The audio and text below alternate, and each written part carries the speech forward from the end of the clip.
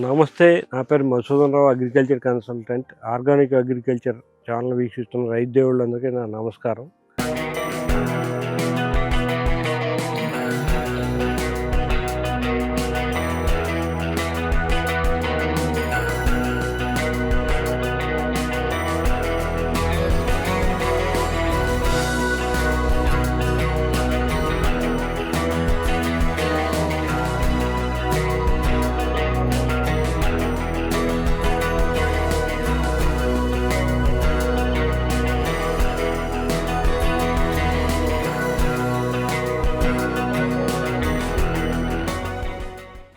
ఇప్పుడు మనం ఇదే కొత్తపాలెం గ్రామంలో దోర్నాల గ్రామం, దరూరు మండలం, జోగులాంబ గద్వాల జిల్లా. అక్కడ మిక్స్డ్ రిజల్ట్ అనుకున్నాం. కొన్ని మొక్కలు బాగున్నాయి, కొన్ని మొక్కలు తరుగ్గా ఉన్నాయి. ఇందులో కూడా కొన్ని మొక్కలు పర్లేదు, బాగానే ఉన్నాయి. పర్టికులర్గా ఈ బిట్ ఏంటంటే బాగా చౌడుగా ఉందన్నమాట. ప్లస్ వాటర్ కూడా ఎక్కువగా స్టాగ్నెంట్ అయి ఉంటుంది. వాటర్ స్టాగ్నెంట్ అవ్వటం అనేది పెద్ద ప్రాబ్లం కాదు. నేను ఎప్పుడంటే ఆయిల్ పామ్ ట్రైనింగ్లో భాగంగా కేరళలో ఒక ప్రదేశానికి వెళ్ళాను. కొట్టాయం దగ్గర కుట్టినాడు అనే విలేజ్. అది సముద్ర మట్టానికి 4 అడుగుల్లో డౌన్లో ఉంటుందన్నమాట. అక్కడ 6 నెలల నుంచి 8 నెలల వరకు వాటర్ ఉంటాయి. అందులోనే పామాయిల్ మొక్కలు ఉంటాయి. వీళ్ళు పడవలు వేసుకెళ్ళి గెలలో నరుక్కు వస్తూ ఉంటారు. ఆ విధంగా అప్పుడు అవి మంచినీరు కాబట్టి సరిపోయింది. మిగతా ఆపరేషన్స్ అన్నీ కూడా వాళ్ళు వాటర్ అక్కడ లేని టైంలో చేసుకుంటారు. వాళ్ళ ఇళ్ళు కూడా అక్కడే ఉన్నాయి. ఇళ్లలో కూడా పడవలతో వెళ్తారు. చూసాం, మేము అక్కడికి వెళ్ళాము.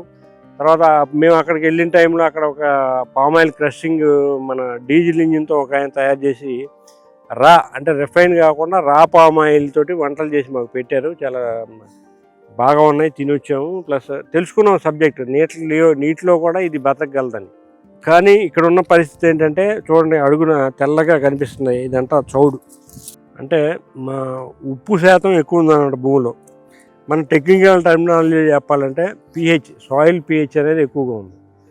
సాయిల్ pH ఎక్కువగా ఉన్నప్పుడు మొక్కకి పోషకాలు అనేవి సక్రమంగా అందవు. అది అందకుండా చేస్తాయి. అది మనకి pH influence on different nutrients అనేది మనకి ఉంటుందన్నమాట. అది మీరు గూగుల్లో సెర్చ్ చేసుకొని చూసుకోవచ్చు. లేదా డైరెక్ట్గా దాని గురించి ఏమన్నా ఇన్ఫర్మేషన్ కావాలంటే నాకు కాల్ చేసినా ఏ పోషకాలు అందుతాయి, ఏ పోషకాలు అందవు, ఎంత pH దగ్గర అందుతాయి, ఎంత pH దగ్గర అందవు. అలాగే temperature effect on different nutrients అని కూడా ఉంటుంది ఒక సబ్జెక్టు. ఆ టెంపరేచర్ ఎఫెక్ట్ కూడా కొన్ని పోషకాల మీద పడుతుంది. అలాగా మనం అన్నీ చెక్ చేసుకొని మనం వ్యవసాయంలో మంచి రిజల్ట్స్ తీసుకురావచ్చు.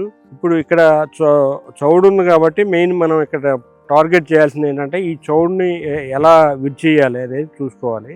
జనరల్గా రికమెండేషన్ ఆఫ్ సాయిల్స్లో మనం ఏం చేస్తామంటే, ఒక వరి పొలం ఉందనుకోండి, వరి పొలాన్ని మనం మళ్ళాగా నీరు కట్టించి ఒక ఎకరాలో అంటే ఈ స్థాయి చౌడు ఉంటే నాకు తెలిసి దాదాపు ఇందులో 8.5 అబవ్ pH ఉంటుంది. 8.5 కూడా ఉండొచ్చు. మనకు ఐడియల్ pH ఏంటంటే 6.5 నుంచి 7.5 అనమాట. సో ఆ 1% ఎక్కువగా ఉన్నదాన్ని మనం న్యూట్రల్ చేయడానికి ఏం చేయాలంటే, మనం ఇప్పుడు ఆల్రెడీ ఒకటి ఇస్తున్నాం, మన సాయిల్ కండిషనర్ కమ్ ఫెర్టిలైజర్ ఒకటి. అది రిపీటెడ్గా 3 monthsకి ఒకసారి వాడితే ఈ చౌడు అనేది తగ్గుతుంది. దాంతోపాటు మిగతా పోషకాలు కూడా అన్ని ఇస్తాం కాబట్టి కొంచెం చౌడు తగ్గానే ఆ పోషకాలు అందుతాయి. తర్వాత మొక్క సరిగ్గా వచ్చే అవకాశం ఉంది. ఇక్కడ నీళ్లు ఉండటం అనేది ప్రధాన సమస్య కాదని నేను ఈ రైతుకు చెప్తున్నాను, మీ ఈ ఛానల్ ముఖంగా. ఆయన ఏమనుకుంటున్నారంటే నీళ్లు ఉండటం వల్ల ఎక్కువగా మొక్క పెరగట్లేదు అనుకుంటున్నారు. నీళ్లు కాదు ప్రాబ్లం, మెయిన్ ప్రాబ్లం అనేది ఈ చౌడు అనమాట. ఇప్పుడు వాటర్ ఉన్నప్పుడు ఏమవుతుందంటే ఈ చౌడు అంటే ఈ లవణాలు ఏవైతే ఉన్నాయో పైకి వచ్చేస్తాయి. అందుకే మీకు తెల్లగా కనపడుతుంది కదా. అంటే అది తగ్గిపోతూ ఉంటుంది. న్యాచురల్ ప్రాసెస్లో అది తగ్గుతూనే ఉంటుంది. అప్పుడు మనం ఏం చేస్తామంటే దాన్ని రిపేర్ చేసేప్పుడు వరి పొలం అయితే 1.5 టన్ జిప్సం వేసి మడిలాగా కట్టి నీళ్లు పెట్టేసి అందులో ఒక 1 week తర్వాత తీసేస్తాం వాటర్. దాంతోపాటు ఈ చౌడు వెళ్ళిపోతూ ఉంటుంది. జిప్సం వేస్తారు. వేసి ఎలా చేసేవాళ్ళు మీరు? అంటే ఫస్ట్ మనం నార వేసేటప్పుడే జిప్సం వేస్తుంటుంది. నార్మల్గా వేసేవాళ్ళు. అది temporary procedure. But recommendation of సాయిల్స్లో మాకు ఏంటంటే సిస్టమ్, ఇంత చౌడు ఉన్నప్పుడు దాన్ని విడిచేయాలంటే 1.5 టన్ జిప్సం ఒక ఎకరాకి వేసి నీటిని నిలగట్టి కొద్ది రోజుల తర్వాత ఆ నీటిని బయటికి పంపింగ్ చేయాలి. తర్వాత మళ్ళీ కొంత నీళ్లు పెట్టి ఆ మళ్ళీ నిలగట్టి మళ్ళీ కొద్ది రోజుల తర్వాత పంపింగ్ చేయాలి. అలా 3 సంవత్సరాలు మనం చేయగలిగితే ఇందులో ఉన్న చౌడు అంతా పోతుంది. బట్ ఇప్పుడైతే మనకు అవకాశం లేదు కాబట్టి మొక్కలు ఆల్రెడీ వేసాము, మళ్ళు కట్టి నీళ్ళు నిలగట్టే అవకాశం లేదు. దీన్ని వేరే విధంగా మనం సాయిల్ కండిషనర్స్ వాటిని వాడి మనం రెక్టిఫై చేద్దాం. మీకు డెఫినెట్గా రిజల్ట్ ఉంటుంది. నెక్స్ట్ మీకు ఏం చేయాలనేది నేను చెప్తాను. ఇంకేమైనా డౌట్లు ఉన్నాయి మీకు? ఏం లేదు సార్, ఇదే అసలు అంతా ఒకటేసారి వేసినాం కానీ ఇది ఇంత పొలం రాలేదు. అలా వచ్చేస్తుంది, పెద్ద ప్రాబ్లం కాదు. మీరు మాకు అప్పు చెప్పిన తర్వాత అది ఇది ఈ పొలం మాది అవుతుంది, మీది కాదు. నేను చూసుకుంటాను అన్నీ అయ్యే. అంతే కనపడుతుంది కదా ఇక్కడి నుంచే చౌడు తెల్లగా. ఇప్పుడు ఈ సృష్టిలో ప్రతి సమస్యకి ఒక పరిష్కారం కంపల్సరీ ఉంటుంది, దాన్ని మనం ఎత్తుక్కోవటంలో ఉంటుంది అనమాట. ఆల్రెడీ మీరు నన్ను అప్రోచ్ అయ్యారు కాబట్టి నా దగ్గర ఉన్నాయి, నేను గతంలో చేసినవి కూడా ఉన్నాయి, రిజల్ట్స్ ఉన్నాయి. ఇట్ వాజ్ ప్రాక్టికల్, నాట్ ఇదనమాట. నేను యాక్చువల్గా ఇందులో 15 years R&D చేశాను నేను. మీరు అడిగిన ఏ క్వశ్చన్కైనా నా దగ్గర సమాధానం ఉంటుంది. ఈవెన్ మొన్న బొప్పాయిలో వైరస్లు, ఒక ఆయన బొప్పాయిలో వైరస్ అని ఫోన్ చేశాడు, కొన్ని నేను పంపించాను మెడిసిన్స్. అంటే మెడిసిన్స్ నేను తయారు చేయను, వాళ్ళకి నేను టెక్నాలజీ ఇస్తాను. నా టెక్నాలజీతో తయారైన మెడిసిన్ అనమాట అది. 1 week 10 days తర్వాత సార్ నాకు మొత్తం వైరస్ పోయిందని చెప్పి అన్నాడు. ఇప్పుడు మనకి జనరల్గా ఎక్కడికి వెళ్ళినా కానీ వైరస్ వచ్చిందంటే ఆ మొక్క పీకేమని చెప్తాను, అది నేను పీకమని చెప్పను, వస్తాను దాన్ని రెక్టిఫై చేస్తామని చెప్తాను. అటువంటి టెక్నాలజీ అయితే నా దగ్గర ఉందన్నమాట. నేను మీకు తప్పకుండా న్యాయం చేస్తాను. మళ్ళీ నెక్స్ట్ 3 monthsలో మనం కలుద్దాం, ఇదే ఫీల్డ్లో కలుద్దాం. ఇదే మొక్కలు నా దగ్గర ఉంటాయి, విజువల్లో ఉంటాయి. మళ్ళీ అప్పుడు ఎలా ఉందో ఇప్పుడు ఎలా ఉందో మనం డిఫరెన్స్ చూద్దాం. ఓకేనా?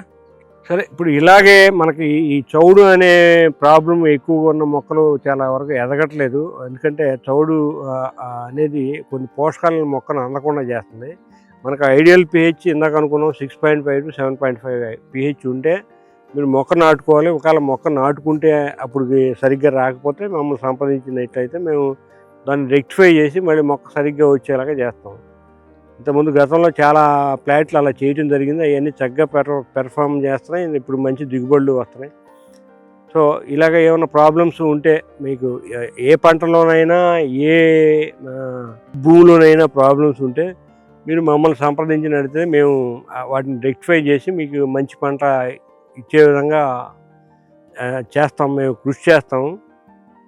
అలాగే మీరు మా ఉద్యమం ఏంటంటే మీరందరూ కూడా ప్రకృతి వ్యవసాయం చేసి ప్రకృతి వైపు మరలాలనే ఒక ఉద్యమంతో మేము పనిచేస్తున్నాం. మీరందరూ మా కుటుంబ సభ్యులు అయినందుకు సంతోషం.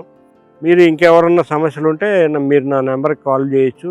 నా నెంబర్ 9515322657. నేను 24 hours అందుబాటులో ఉంటాను. ధన్యవాదాలు.